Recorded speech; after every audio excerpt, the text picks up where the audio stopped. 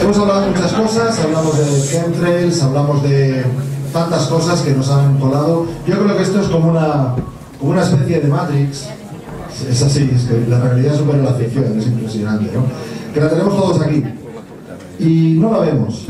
Lo que pasa es que, claro, cuando empiezas a enfocar y la ves, entonces, claro, te empieza a caer todo de golpe. Es decir, nos la han colado en la política, en la religión, en la ciencia, en la conciencia, en la energía, ya hablaremos, hemos hablado ya, energías libres, etcétera, en tantas cosas, y cómo no nos le van a colar uno de los tres grandes lobbies más importantes que hay en este planeta, ¿no? Sería uno el militar, digamos, no sé cuál sería el segundo, se me ha ido, pero el tercero está claro que es el farmacéutico, eso lo tengo muy claro. El atómico. Bueno, sí, el del petróleo, digamos, un día daré una charla sobre coches que funcionan con agua y funcionan con aire, ¿no? Pero bueno, en el tema farmacéutico lo hemos visto, es importante que hay mucha gente que ha despertado con este tema porque nos querían meter el año pasado la vacuna de la gripe A sí o sí, con serias intenciones de que todo el mundo se vacunara, hicieron 5.000 millones de vacunas en todo el mundo, o sea que los pobres... La pobre gente en África que no tenemos ni para mandarle un esparadrapo, tenían una vacuna preparada. O sea, qué cosa, ¿no? Qué cosa más rara. Y bueno, pues creo que esa batallita, entre comillas, ya la ganamos en otros congresos y con más gente que estuvimos trabajando, pues porque en España pues el 90% de la gente no se vacunó. Claro, este año nos han dicho, no quieres té, 2 tazas. Este año te vas a vacunar de la gripe normal y te plantan la de la gripe. Pero bueno, en fin, eso es cuestión de información. Uno de los temas más importantes que más me ha impactado también a mí es que hay muchísima gente que se está medicando con vacunas no, quería decir, con unos fármacos realmente agresivos, pues de un tema, de algo que nació hace unos años, una enfermedad nueva que nos dijeron que venía del mono, no sé cuánto, llamada SIDA. La curiosidad, lo gracioso del tema es que para que haya una enfermedad, para que haya un virus, pues lo primero que hay que hacer es ese virus aislarlo, fotografiarlo, decir, vale, aquí está, este es. Y curiosamente no hay ninguna foto a fecha de hoy de ese virus. Claro, entonces, si no hay virus, entonces ¿de qué estamos hablando? ¿Y de qué estamos medicándonos, no? Y hay una persona que lleva muchísimos años en este tema, bueno, muchos, los que lleva 20 años, sí, son muchos años, pues tratando de decir la verdad en este tema. A todo esto, claro, obviamente pues sufre todo tipo de ataques, ya nos llaman los negacionistas del SIDA. Oye, qué bueno, a mí también me llaman, está bien, somos negacionistas del SIDA. Y entonces, pues bueno, él va a exponer, él es licenciado en Economía, doctorado en Sociología, y bueno, pues impulsor y el presidente desde el 2005 de Plural 21, una asociación en Barcelona, para el cuidado de la vida en un planeta vivo y vías de recuperación de la armonía. Plural-21.org. Autor de 60 artículos políticos sociales y unos 40 sobre salud y enfermedad, especialmente sobre el montaje del SIDA. Y bueno, así se llama la conferencia, Desmontar el SIDA, ese tinglado made in USA, y les dejo con Luis Bodinas.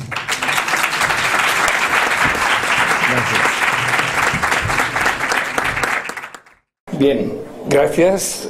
Un ejemplo de que espanta el SIDA es lo que cuesta entrar cuando se va a hablar de este tema. Y quiero dedicar esta conferencia al doctor Ángel Gracia, que os hablará esta noche sobre el tema del agua de mar, a ver si así me reconcilio con él, y que además de haber sido uno de los primeros científicos que cuestionaron la versión oficial del SIDA, es el único que yo sepa en el mundo que durante varios meses estuvo llevando un considerable grupo de personas etiquetadas como seropositivas o como caso de SIDA. Insisto que estos son etiquetas.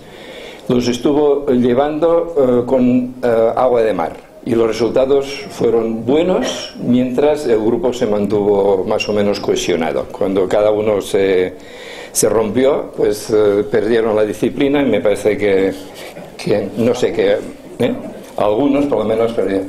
Pero es una experiencia única, no sé si esta vez da tiempo de mencionarla, pero quiero homenajearlo dedicándole esta ponencia. Bien,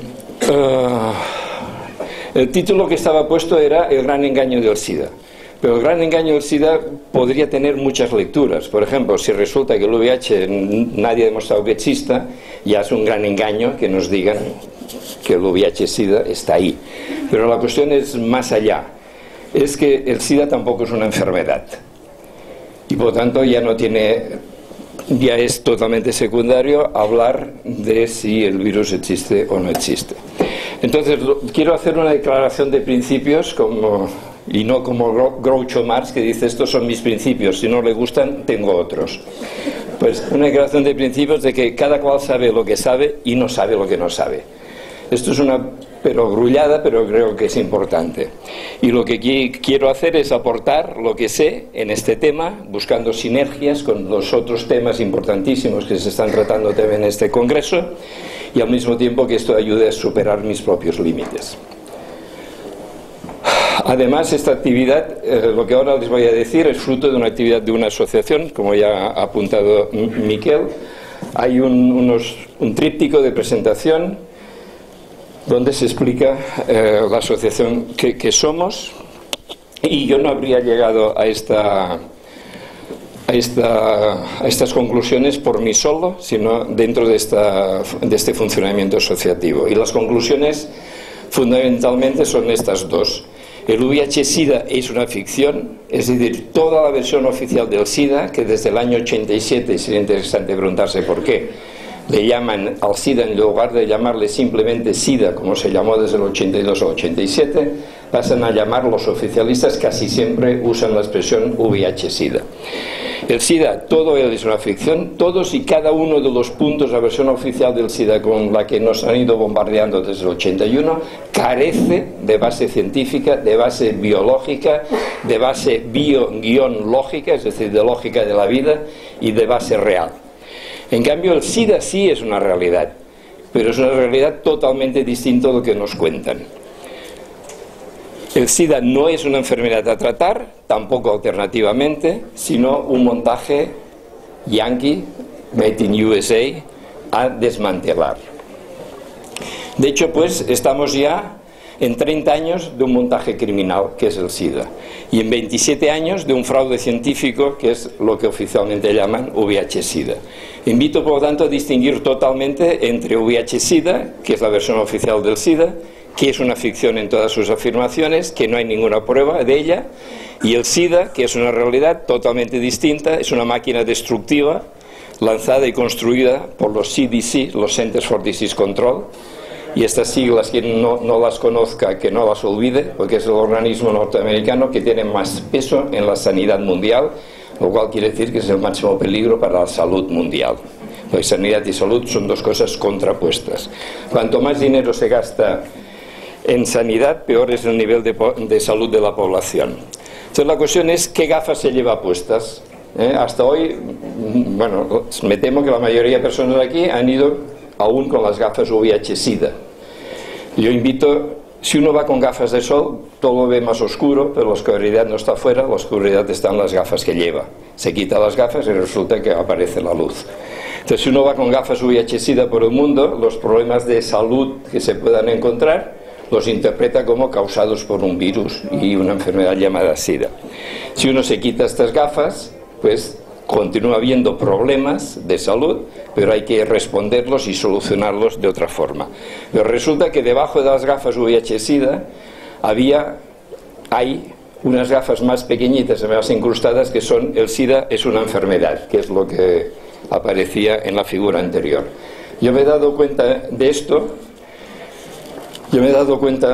escribiendo este libro de casi 500 páginas, que está bloqueado desde hace 6 meses, y esto me ha permitido llegar a la conclusión Bueno, en este libro voy demostrando que todos y cada uno de los aspectos de la versión oficial son insostenibles, y al final planteo como hipótesis por qué considero que se construyó el SIDA a partir del año 81, y luego la tercera parte dedicada a proponer cómo desmontar el SIDA. Por lo tanto, hay unos oficialistas que son los que viven de la versión oficial. A pesar de que todos viven de la versión oficial, no es cierto, como se dice muy a menudo, incluso sobre todo entre los disidentes, de que forman un bloque unido. Y para poner un ejemplo, pues hay varias posiciones. El doctor Galo, aquí Galo y Montañer son los dos nombres más conocidos relacionados con el VIH-Sida. El doctor Galo sostiene que el VIH es la única causa del SIDA. En cambio, el doctor Montañer, al cual le dieron el premio Nobel del año 2008 por haber supuestamente aislado el VIH, doctor Montañer, en unas declaraciones que sacó El País 4 días después de que le dieron el premio Nobel, pues a la pregunta ¿qué personas tienen más riesgo de desarrollar el SIDA?, contesta: el virus actúa en aquellos organismos que presentan ya una situación degradada por el consumo de drogas o por una vida complicada, con abuso de alcohol o escasa atención a la alimentación. Algunas personas sanas pueden ser infectadas por el virus durante un breve periodo, pero pueden desembarazarse de él enseguida. La moraleja de todo esto es que hay que llevar una vida responsable y evitar otras infecciones. O sea, el premio Nobel del 2008 por haber aislado el VIH dice que una persona sana puede infectarse excepcionalmente y lo elimina en pocas semanas. Pero es que en este reportaje, que luego volveré a mencionar, The House of Numbers, el castillo de números, castillo de naipes, le pregunta, el doctor Montañer dice: podemos estar expuestos muchas veces, o sea que antes decía evitar otras infecciones, reinfecciones, aquí ya va más lejos.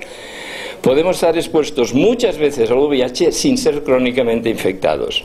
Nuestro sistema inmunológico se liberará del virus en unas pocas semanas si se tiene un buen sistema inmunológico. Y el joven periodista le pregunta: si se tiene un buen sistema inmunológico, entonces ¿puede el cuerpo liberarse naturalmente del VIH? E insiste el doctor el doctor Montañer: sí.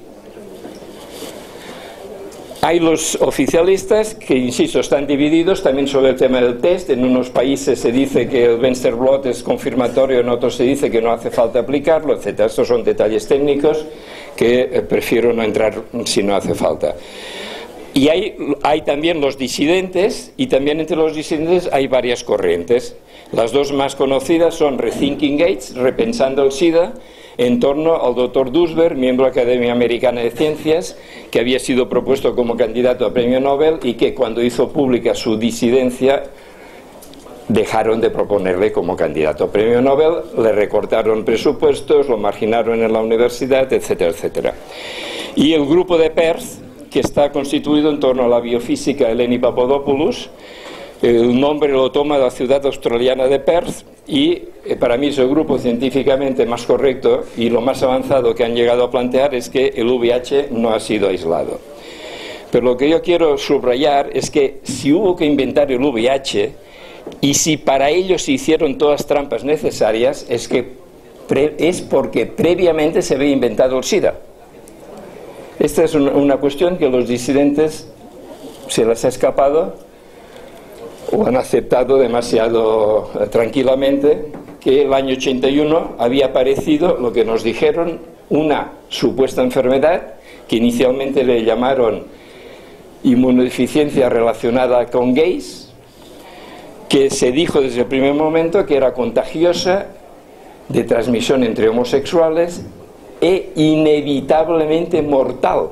Y esto se dijo desde el principio. Y esto nos tendría que hacer sospechar que algo había ahí que no estaba claro. Porque si realmente aparece una nueva enfermedad espontáneamente, habría que hacer un seguimiento de todos los que lleguen al hospital durante 6, 12, 18, 24 meses, y si al final todos mueren, se llega a la conclusión, pero no se parte desde el inicio, de decir que esto es inevitablemente mortal. Pero además, incluso si todos los que muriesen, todos los que llegasen al hospital muriesen, esto no permitiría hacer lo que hicieron los criminales oficialistas del SIDA, que es extender la sentencia de muerte a cualquier persona que daba positivo a los test, incluso si estaba absolutamente asintomática. Y le daban meses, 1 año, 2 años, 3 años, en la medida que no se morían iban alargando lo que daban de margen de vida, y a pesar de eso, afortunadamente, muchísimas personas no obedecieron la sentencia de muerte y llevan 15, 20, 25 años condenados a muerte hace 23, 22, 21 años. Entonces, insisto, fue el haber inventado, el haber mentido que había aparecido una nueva enfermedad lo que exigió todos los engaños posteriores para tapar el primer engaño, para justificar el primer engaño y para ir dándole una apariencia científica y tecnológica que facilitase ser aceptado por la comunidad científica, por la comunidad médica, por las universidades, por los hospitales, por los gobiernos, por la población en general, etc. El SIDA arranca exactamente el 5 de junio de 1981 en un artículo de una página y una sexta parte aparecido en una revista que se llama Morbidity Mortality Weekly Record, y que es justamente el boletín de los CDC, de los Centers for Disease Control. Y esta fue la primera mentira.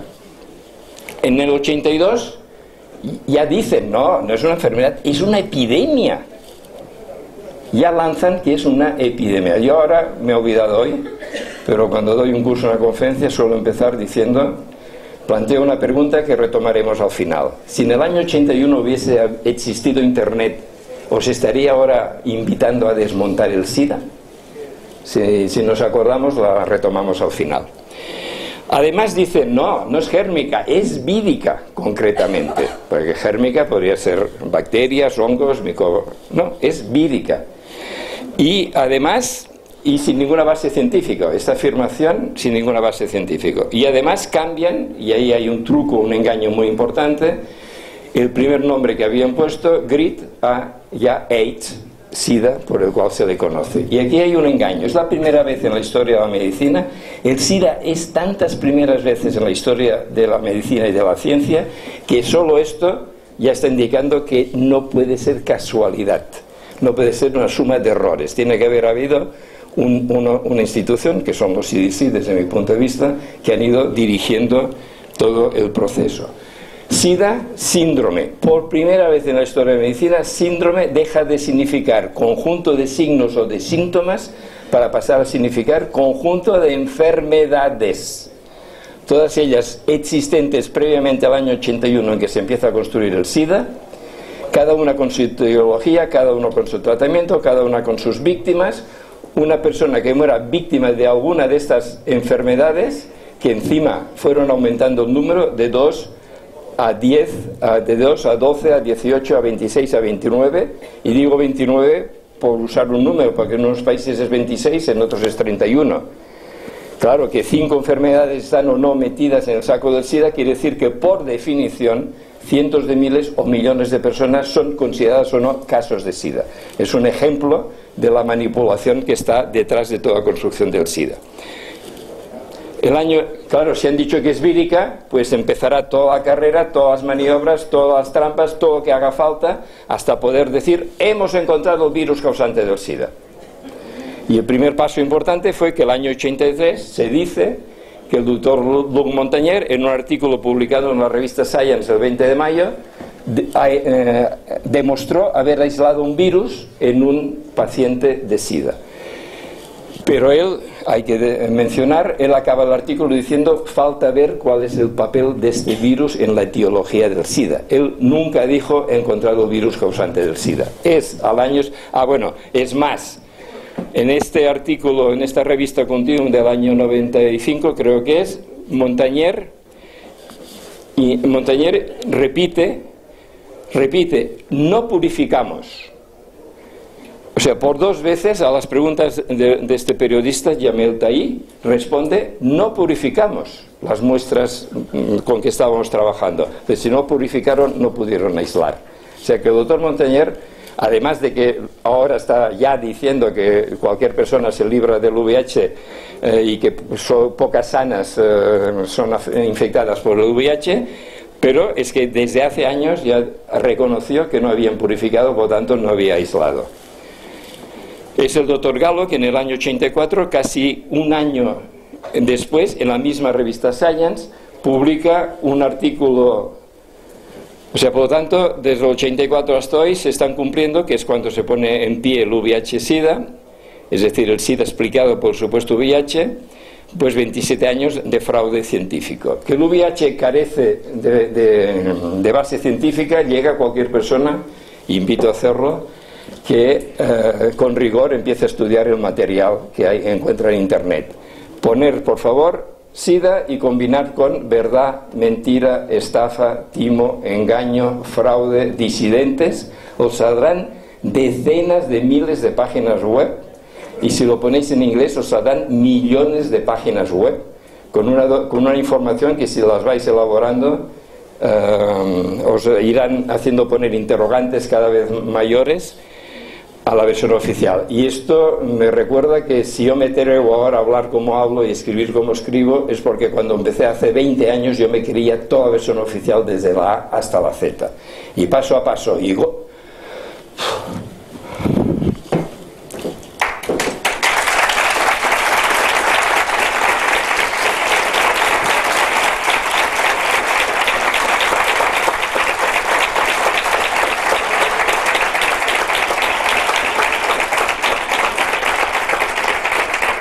paso a paso, golpe a golpe, dejando amigos y amigas. Interrogante, interrogante, interrogante. Entonces, todo el VIH es pura ficción, el VIH-Sida es pura ficción. Pero además, desde el 30 de junio de 2008 se sabe que esa ficción se basa en un fraude científico. Salió en junio de 2008 este libro, Miedo a lo invisible, de esta periodista veterana inglesa. Se había jugado la vida denunciando el tráfico de piedras preciosas en Sudáfrica, etcétera, etcétera, donde por primera vez se hacen públicos tres documentos que demuestran, que son estos tres de aquí, que demuestran que el doctor Gallo hizo fraude científico. Yo creo que lo demuestran de forma irrefutable, pero me encantaría que el doctor Gallo y sus seguidores quisieran refutarlo. Los artículos publicados en Science el 4 de mayo fueron enviados 35 días antes. Salieron del despacho del doctor Gallo 35 años. Cualquier persona que está habituada a ediciones de revistas científicas sabe que lo general es que desde que se envía un artículo hasta que sale publicado pasan meses y meses, incluso años de tiempo antes de publicar. Aquí en 35 días es publicado. Estos tres documentos sale, insisto, el 30 de mayo, unos del 22 aproximadamente, el otro del 26, ahí está la fecha, y el otro del 29, del día anterior justamente. El primer documento lleva el nombre del doctor Popovich, que era el responsable de los experimentos en los laboratorios del doctor Gallo. Él hizo el borrador, el draft del artículo central que había que enviar a Science. El doctor Gallo llega de un viaje triunfal por Europa anunciando, incluso el Instituto Pasteur, que está a punto de encontrar el virus causante del SIDA, y lo que se encuentra, el borrador del doctor Popovich, que conociendo al doctor Gallo se ha ido a esquiar, lo que se encuentra es este borrador escrito a máquina, que el doctor Gallo empieza a corregir, veis, abundantemente. Incluso añade 5 páginas enteras a mano. Aquí es la traducción al castellano y adaptando. Un amigo pasó muchas horas haciendo la traducción y luego simulando lo escrito a mano. Y lo fundamental está en esta página 4, este es el cambio decisivo, porque ahí lo que había escrito el doctor Popovich es que, a pesar del intenso esfuerzo en investigación realizado, aún no se ha identificado el agente causal del SIDA.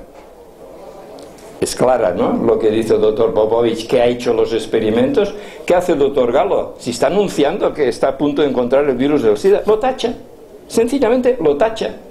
Y esto aparecerá y sobre todo será leído como que el doctor Gallo demostró de forma irrefutable que había encontrado el virus y había demostrado que era causante del SIDA. El segundo documento, el documento Gonda, era el director, el jefe del laboratorio de microscopía electrónica, y en una carta tan cortita, dirigido justamente al doctor Popovich, escribe: insisto, dice el doctor Gallo me ha hecho enviar unos cultivos celulares para que haga foto con micrografía técnicamente, con microscopio electrónico, para poder adjuntar unos artículos que tiene que enviar. Ahora sabemos que era la revista Science. Entonces acaba, aparte de otros detalles muy interesantes que no entro, dice: insisto, estas vesículas pueden ser encontradas en cualquier precipitado celular. No creo que ninguna de las partículas fotografiadas sea virus. Claro también, ¿no? Siguiente documento, el día antes de que salgan los artículos del despacho del doctor Gallo a Science, el propio doctor Gallo firma una carta al doctor Minowada que acaba diciendo: ahora sabemos que hay muchas variantes de los virus que él estaba investigando. Creemos que la causa del SIDA es una variante mucho más citopática, o sea, que mata más células. Lo único que tenía el día antes, y lo escribe el doctor Gallo, era una suposición. Antes de que envíe los artículos a Science, que son presentados como los de referencia para que se pueda afirmar que el VIH es la causa del SIDA. Este es un artículo, una adaptación de un artículo mío que sacó esta revista, que supongo conocéis, y a quien no la conozca la recomiendo encarecidamente, y en el número de este mes que encontráis en los kioscos, el título en la portada es "El VIH no existe", y luego dentro hay un artículo entrevistando a un personaje increíble, 25 años detective privado, 20 años con la policía de Los Ángeles, etcétera, etcétera, 70 medallas por sus servicios militares y civiles a la patria, y este hombre se ve, por casualidad, no entro en detalles, invitado a hacer una investigación sobre el SIDA. Y dice: voy a hablar con los oficialistas, y me dicen los negacionistas, como decía Miguel, nos llaman negacionistas, ¿no? Los negacionistas son unos criminales, son responsables de la muerte de muchos millones de personas en el mundo, sobre todo en África negra. Son unos criminales, no vaya a hablar con ellos. Y él se queda sorprendido: oiga, si yo he dedicado toda mi vida a perseguir criminales y meterlos en la cárcel, lo lógico es que me animasen a irlos a conocer y a meterlos en la cárcel. Dice: ya entendí que los criminales eran estos. Y entonces el hombre dice: confío en la justicia divina, pero voy a dedicar lo que me queda de vida a que los criminales del SIDA paguen con la justicia humana. Y esto está en esta revista que encontráis en los... Entonces, es interesante porque leyendo leyendo ahora con estas gafas críticas lo que apareció en la revista Science, resulta que ni siquiera intenta demostrar el doctor Gallo que aisló el virus y demostró que era el causante del SIDA. Ni siquiera lo intenta demostrar, es chocante. Pero, ¿qué ocurrió? Ocurrió que antes de que salieran los artículos el 4 de mayo, 11 días antes, en una conferencia de prensa multitudinaria, el doctor Gallo, junto a la ministra de Sanidad norteamericana, anuncian al mundo, la ministra dice: otra victoria de la ciencia americana, el doctor Gallo, el prestigioso doctor Gallo, ha encontrado el virus probable causa del SIDA. Probable cayó, quedó, el doctor Gallo ha encontrado el virus causante del SIDA. ¿Qué quiere decir eso? El SIDA, entre estas muchas cosas que es primera vez, el SIDA inaugura la ciencia a base de conferencias de prensa. Todo lo importante en SIDA se ha dicho en conferencias de prensa sin ningún artículo publicado en alguna revista científica que avalase las noticiones que se lanzan a la prensa. Pues bien, con las gafas ya se ha encontrado el virus causante del SIDA. Estos artículos los han leído los especialistas y cantidad de científicos. Es, no sé, el segundo artículo creo más citado en el mundo, más utilizado en el mundo, este artículo central del doctor Gallo.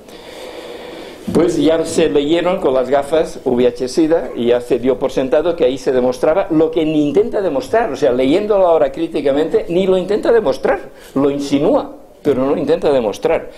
Entonces está habiendo un movimiento, y animo a potenciarlo, de escribir a la revista Science exigiendo o solicitando, para ser más educados y formales, solicitando que ahora que se sabe que esos artículos son fraudulentos, los retire. Esta es la primera carta que enviaron el 1 de diciembre del 2008. Enviaron 37 científicos seniors, es decir, veteranos de 14 países. La revista Science no ha contestado.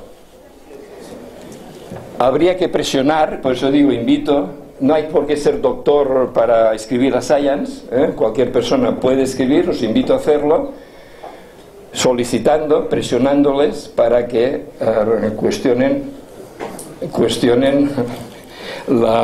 retiren lo que ahí está planteado. Paso. Esto es El País, un suplemento, El ladrón del SIDA, doctor Galo. Entonces, ya tenemos supuestamente el VIH, lo que buscaban. Necesitaban un virus, supuestamente ya se ha encontrado. Al año siguiente se aprueban por primera vez unos test, no para diagnosticar infección por VIH, sino para hacer cribado en las muestras de sangre, para destruir las muestras de sangre que diesen positivo, por si había ahí un peligro. El año 87 hay un reajuste en el VIH-Sida, donde se introduce la H mayúscula de heterosexuales, con todo tipo de falsificaciones. El 19 de marzo, la FDA, Food and Drug Administration, la entidad responsable de aprobar fármacos, aprueba el AZT, el veneno AZT, el primer, tristemente, fármaco utilizado supuestamente contra el VIH. El 14 de agosto, los CDC afirman por primera vez que dar positivo a los test significa infección activa por VIH. Desde el 85 al 87, todos los informes del CDC acababan diciendo: falta ver cuál es el significado de dar positivo a los test.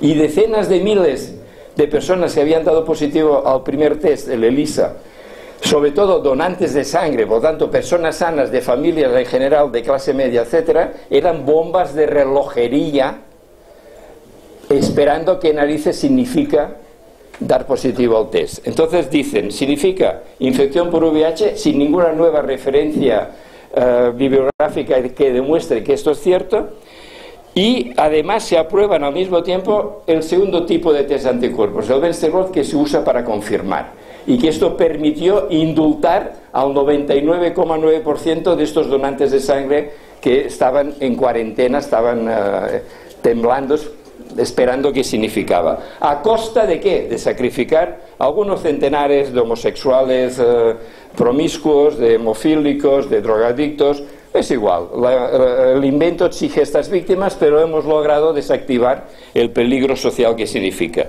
Y además, ahí aparece el año 87 este lavado de cerebro de utilizar la expresión VIH-Sida, con lo cual se recalca en cada instante que hay una enfermedad llamada SIDA, que hay un virus llamado VIH y que el VIH es la causa del SIDA. Es una suboperación de marketing muy importante dentro del SIDA.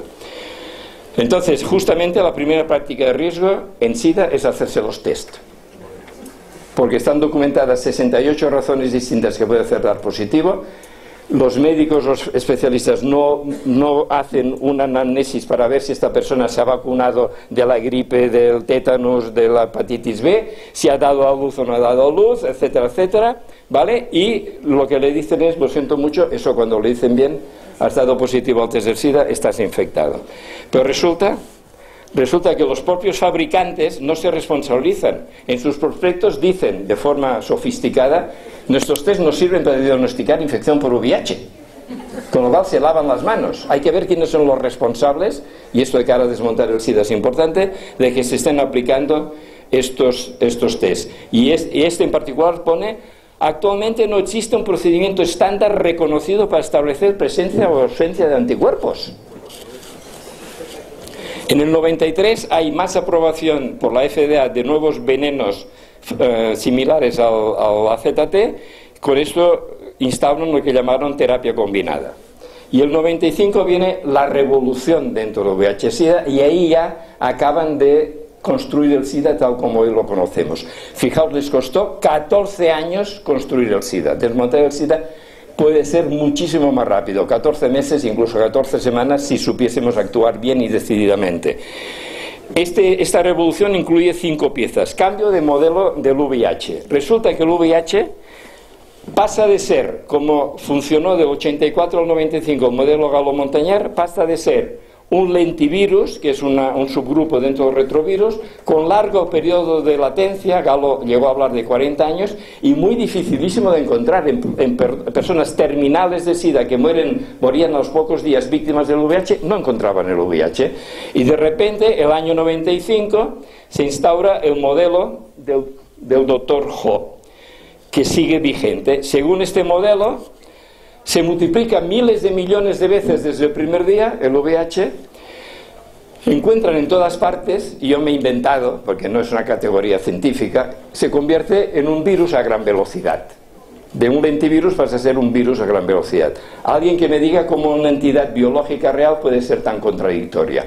Ahora, un virus fantasma tendrá las propiedades que aquellos apoyados por la industria farmacéutica, por las instituciones internacionales, etcétera, le quieran atribuir. La siguiente pieza de la revolución es que se aprueba una segunda familia, que son los inhibidores de proteasa, y con esto se instauran los famosos cócteles, ¿vale?, que siguen presentando como una maravilla, y se aprueban bajo la consigna golpear rápido, golpear fuerte. Desde el momento en que usted teme haberse infectado, grandes dosis, rápido y fuerte, grandes dosis de supuestos anti-VIH. Además, se inventan un marcador indirecto al que llaman carga viral, que es un artefacto tecnológico sofisticado que sirve para presentar como beneficiosos, porque disminuye la carga viral, unos fármacos que están matando, están envenenando a las personas. Finalmente, el SIDA pasa de ser, en la misma operación, pasa de ser inevitablemente mortal, como habían afirmado durante 14 años sin prueba alguna, a ser una enfermedad crónica que tampoco hay prueba alguna de ello. Pero tiene una ventaja, por lo menos ha suavizado el miedo. Y el miedo es el primer factor de muerte de las personas que mueren con la etiqueta de muerto de SIDA. Pasad ahora rápido.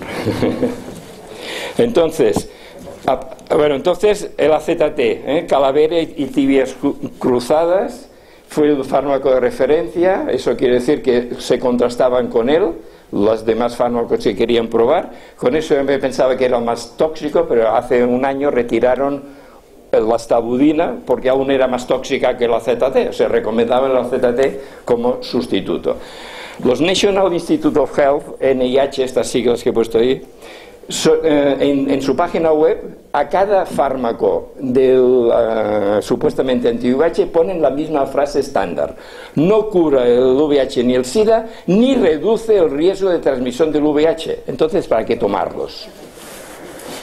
Y luego los rigurosos. Desde nuestro punto de vista, o sea, oficialistas, disidentes y rigurosos. No basta repensar, replantear, superar, reevaluar el SIDA, que es lo que hacen los disidentes, sino que se trata de desmontar el SIDA y organizar una corriente internacional. ¿Hacia dónde? Hacia que disidentes y rigurosos podamos actuar juntos para acabar con el SIDA. Pero ¿quién quiere acabar con el SIDA? Esta es una pregunta que en esta página amarilla encontraréis abordada. Entonces, el SIDA fue el primer dogma mundial de terror. Si alguien sabe otro, que me lo diga. Acabar con el SIDA permitirá acabar con la hepatitis C y las hepatitis que están construyendo, porque es un subproducto. Frenar el montaje de nuevas epidemias, como la del año pasado quisieron montarnos. Liberar energía, creatividad, vida, etcétera. Quitar, lo pongo en interrogante porque habría que acabar de confirmar, pero quitar una pieza importante del nuevo orden mundial. Llegó a las comunidades más remotas, llega el terror al SIDA y los que van a combatir el SIDA cobrando del establishment del SIDA. Montar el SIDA, vale. Esto se puede hacer mucho más rápido. Es un castillo de naipes. Hay un reportaje ahí que, si queréis, expliquen el SIDA. Acabar con el SIDA podría ser una cosa, insisto, bastante rápida. Entonces, Formas de empezar a actuar: declararse territorio libre de SIDA. Una vez entendido que es el engranaje, si yo no me dejo atrapar por el engranaje, estoy libre del SIDA, me declaro territorio libre de SIDA. Exigir una moratoria en la aplicación de estos test chapuza y de estos venenos supuestamente antivirales. Pedir indemnizaciones, exigir que Sayan retire los artículos, llevar a juicio el doctor Galo por perjurio, retirar el premio Nobel al doctor Montañer, sobreseír las personas que están acusadas de haber infectado el VIH, pedir responsabilidades políticas, empresariales, académicas a los medios de comunicación, etcétera, etcétera. Colaboración entre críticos, y esto es fundamental para poder acabar con el SIDA, por encima de los desacuerdos, precisándolos lo mejor posible y acordando cómo clarificarlos. Y ello a partir de dos premisas de esta colaboración: respeto mutuo y defensa conjunta ante los ataques del establishment del SIDA, de los medios de comunicación importantes, etc. Y entonces acordar campañas conjuntas para acabar con el SIDA, y para ello hacer cursos. Yo estoy ya dando cursos de formación de desmontadores del SIDA. O sea, personas que ya han entendido que el SIDA es un montaje y quieren dedicar, porque ven que esto sería dedicar energía y creatividad. Bueno, tenemos libros ahí, vale. ¿Quién o quiénes? Ya lo he apuntado, los CDC. Los CDC son quienes los han montado. ¿Por qué? Esto es lo único que en mi libro está en forma de hipótesis, y os avanzo. Desde mi punto de vista, y si aparece otra explicación mejor, yo puedo cambiar, porque yo no vivo de eso, al revés. Los que viven de eso son ellos, ¿vale? Los CDC decidieron hacer un experimento con homosexuales. Y cuando detectaron en este artículo del 5 de junio de 81, se detectan las dos primeras víctimas del experimento, se enciende la luz roja. Ahora sabemos que van a morir miles de homosexuales en las metrópolis occidentales, víctimas del experimento que pusieron en marcha 6, 7, 8 años antes. Y para tapar estas muertes se sacan de la manga una enfermedad inevitablemente mortal, porque tienen que tapar las muertes que saben que ocurrirán víctimas. Y a partir de ahí van construyendo la asociación. Y finalmente ya, el primer territorio libre de SIDA en el mundo